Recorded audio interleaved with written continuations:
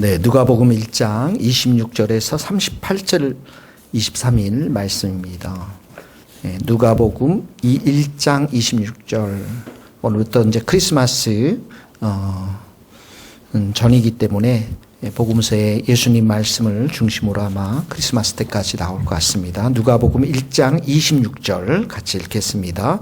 여섯째 달에 천사 가브리엘이 하나님의 보내심을 받아 갈릴리 나사렛이라는 동네에 가서 다윗의 자손 요셉이라 하는 사람과 약혼한 처녀에게 이르니 그 처녀의 이름은 마리아라. 그들에게 들어가 이르되 은혜를 받은 자여 평안할지어다. 주께서 너와 함께 하시도다 하니 처녀가 그 말을 듣고 놀라 이런 인사가 어찌함인가 생각하며 천사가 이르되 마리아여 무서워하지 말라. 내가 하나님께 은혜를 입었느니라. 보라 내가 잉태하여 아들을 낳으리니 그 이름을 예수라 하라. 그가 큰 자가 되고 지극히 높으신 이의 아들이라 일컬어질 것이요 주 하나님께서 그 조상 다윗의 왕위를 그에게 주시리라. 영원히 야곱의 집을 왕으로 다스릴 것이며 그 나라가 무궁하리라. 마리아가 천사에게 말하되 나는 남자를 알지 못하니 어찌 이 일이 있으리까. 천사가 대답하여 이르되 성령이 내게 임하시고 지극히 높으신 이의 능력이 너를 덮으시리니 이름으로 나실 바 거룩한 이는 하나님의 아들이라 일컬어지리라. 보라 내 친족 엘리사벳도 늙어서 아들을 배었느니라. 본래 임신하지 못한다고 알려지니가 이미 6달이 되었나니 대저 하나님의 모든 말씀은 능하지 못하심이 없느니라. 마리아가 이르되 주의 여종이오니 말씀대로 내게 이루어지다 하며 천사가 떠나가니라. 아멘. 네, 성탄절에 어떤 선물 많이 받고 싶으세요? 성탄절의 가장 큰 선물은 예수님이십니다. 31절, 32절, 33절 예수님에 대한 말씀이 기록되어 있는데 거기 31절에 보면 예수님을 그 이름이 예수라 하라. 이 예수님의 이름의 의미가 뭐죠? 마태복음에 보면 자기 백성을 그들의 죄에서 구원할 자이심이니라. 예. 죄에서 구원할 자, 그분이 바로 예수님이십니다. 그러니까 죄에 허덕이는 인간이겠죠. 우리는 죄 때문에 많이 허덕이잖아요. 질병으로 허덕이고요. 예수님이 우리에게 치유와 회복을 주시잖아요. 우리의 슬픔, 많은 상황과 환경 속에서 우리가 슬픔을 당했지만 예수님이 우리에게 희락의 기쁨을 주셨고요. 죄 대신에 슬퍼서 죄를 뒤집어 씌우는 그 죄 대신에 우리에게 화관을 주신 분이 예수님이시고요.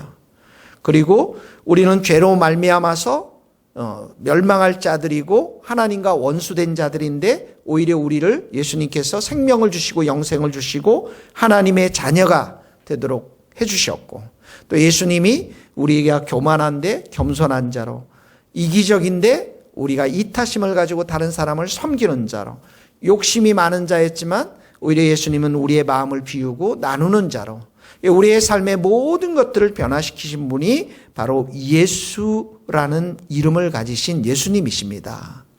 예. 그래서 자기 백성을 그들의 죄에서 구원할 자의 분이 예수님이시고요.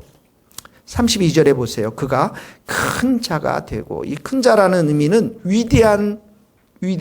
위대하신 분을 말하는 것이죠. 하나님이 위대하시다 할 때 우리는 성경에 보면 창조주 하나님에 대해서 말씀하세요. 온 세상을 지으신 하나님, 다스리시는 하나님. 예수님도 창조주 하나님이십니다. 그리고 부활 이후에 예수님은 하늘과 땅의 모든 권세를 가지고 이 땅을 통치하시는 전능하신 하나님이시거든요. 그러니까 여기에 그가 큰 자가 됐다. 좀 표현이 그런데 위대하신 하나님이시다. 위대하신 분이시다. 이런 의미입니다. 세 번째 보면 지극히 높으신 이의 아들, 지극히 높으신 분 누굽니까? 하나님이시죠. 하나님의 아들이 되셨다. 이 말 하나님의 아들이 되셨다라는 것은 하나님이셨다. 이런 말씀입니다.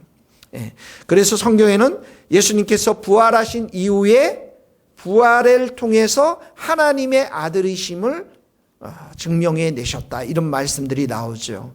왜 그렇습니까? 죄와 사망을 깨뜨리신 분이 하나님이시기 때문에. 그래서 하나님의 아들은 예수님이 하나님이 되셨음을 말씀하고 있습니다. 하나님이시니까 물을 포도주로 만드시기도 하시고 죽은 자를 살리시기도 하시고 폭풍을 잠잠케 하시기도 하시고 또 죄와 사망의 권세를 깨뜨리시고 부활하신 분이 바로 하나님, 이 하나님의 아들 의미를 가지고 있습니다.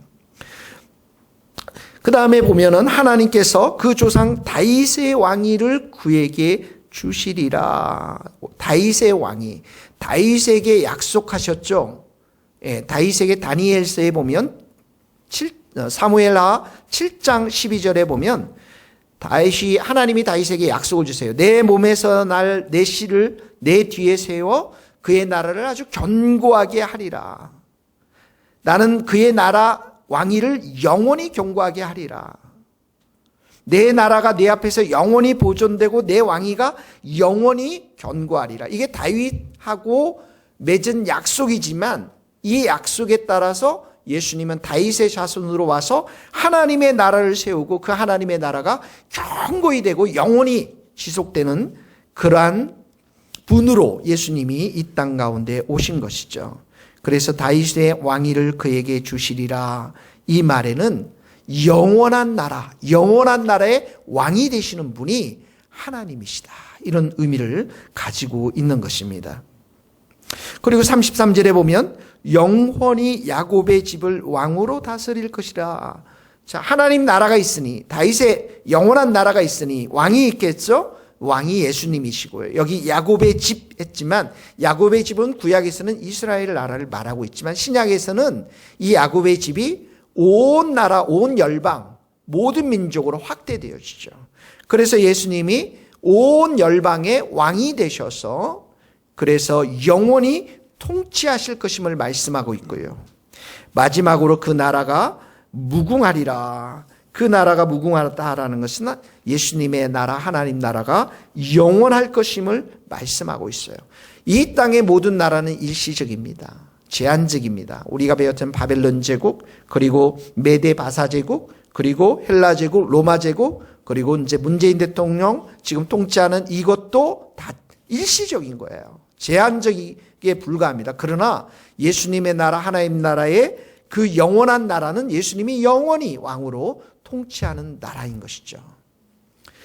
자, 그러니까 이 말씀을 이렇게 보면 예수님이 우리를 죄에서 구원하시기 위해서 오셨어요. 또 예수님이 십자가의 사건을 통해서 우리를 이 하나님의 나라, 예수님의 나라의 자녀로 삼으셨어요.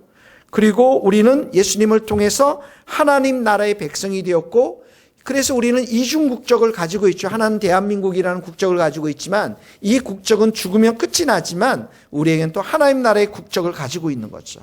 예수님이 우리의 왕이 되시고 예수님이 오늘도 내 인생을 통치하시고 우리 교회를 통치하시고 다스릴 뿐만 아니라 온 세계를 다스리시는 그러한 영원하신 왕으로서 또 우리는 그러한 자녀로서 우리가 오늘 살아가고 있는 것입니다.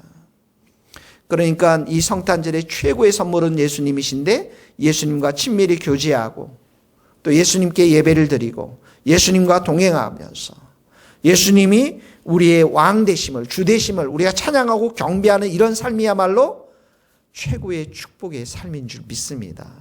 그래서 가브리엘 천사, 기쁨의 소식을 주는 천사가 지금 여기에 온 거예요. 자, 첫 번째 적용의 말씀. 이번 성탄절에 예수님은 여러분들에게 어떤 예수님이신가 기대하시고 예수님을 더욱더 부르시면서 찾으시면서 예수님과 동행하며 친밀히 교제할 수 있기를 예수님의 이름으로 축복합니다. 자, 예수님이 오시는 장면이 26절부터 나오는데 철저하게 이렇게 보면 하나님의 주도권이 여기서 보입니다. 26절 보시면 가브리엘 천사죠.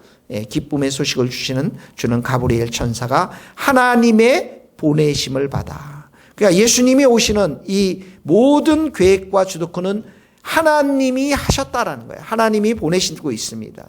그런데 27절에 보면 요셉, 또 약혼한 처녀, 이 처녀라는 표현이 중요합니다. 마리아 이게 나와 있죠. 그리고 28절에 보면 은혜를 받은 자여 주께서 너와 함께 하시도다. 30절에도 내가 하나님께 은혜를 입었느니라. 이 은혜가 무엇인지를 정확히 여기서 설명하고 있어요. 무엇입니까? 아무런 자격이 없는 마리아에게 하나님이 일방적으로 나타나셔서 기쁨의 소식을 주는 것입니다. 아기 예수가 잉태할 것이다라고 하는 놀라운 축복의 말씀을 주시는 것이 이게 은혜인 것입니다. 그러면서 31절에 보니까 내가 잉태하여 아들을 낳으리니, 이 처녀가 잉태하여 아들을 낳았습니다. 그랬더니 34절에 마리아가 지극히 정상적인 말을 하죠. 상식적인 말을 하죠. 나는 남자 알지 못합니다. 어떻게 이런 일이 있을 수 있겠습니까? 했는데 35절에 성령이 내게 임하시고, 이 굉장히 중요한 말씀이에요. 성령이 내게 임한다. 성령이 내게 임하면 너희가 권능을 받고 예루살렘과 유대와 온 사마리아와 온 땅에 이르러 내 증인이 된다고 말했죠. 성령이 내게 임하면. 이 성령이 내게 임한다는 말이 이런 말씀이에요. 그러니까 우리 안에 늘 성령으로 충만해야 되고, 이미 임한 성령께서 내 삶을 완전히 통치하도록 매일 예배자의 삶을 사는 게 이렇게 중요한 것입니다.